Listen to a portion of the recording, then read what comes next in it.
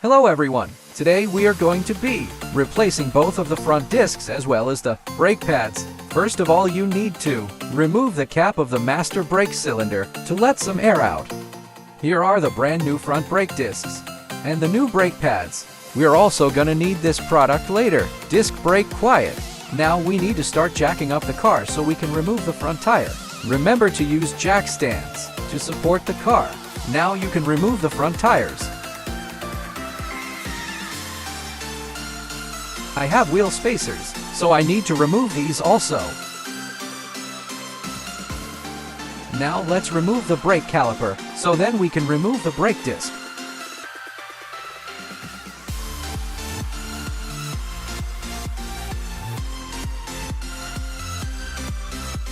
After removing the caliper, just make sure to support it so it doesn't fall and break the oil brake line.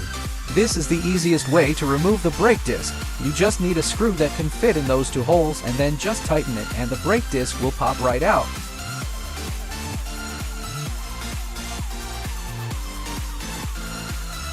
There we go. Look at the difference between the old and the new. Now I'm just cleaning the area before putting in the new brake disc.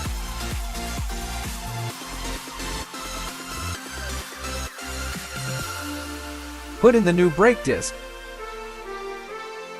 and then my wheel spacers.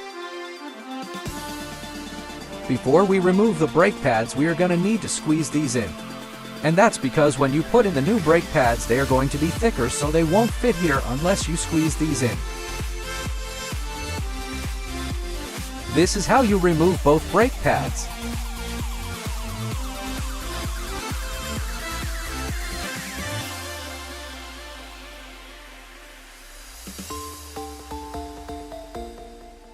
The difference between the old and new brake pads. You can see the new one is much thicker than the old.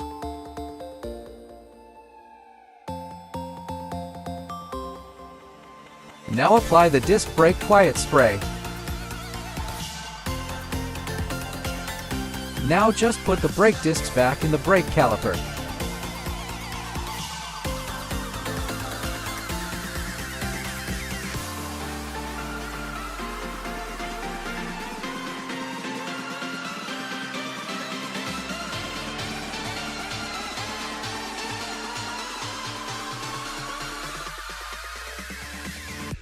And now put the brake caliper back to its place.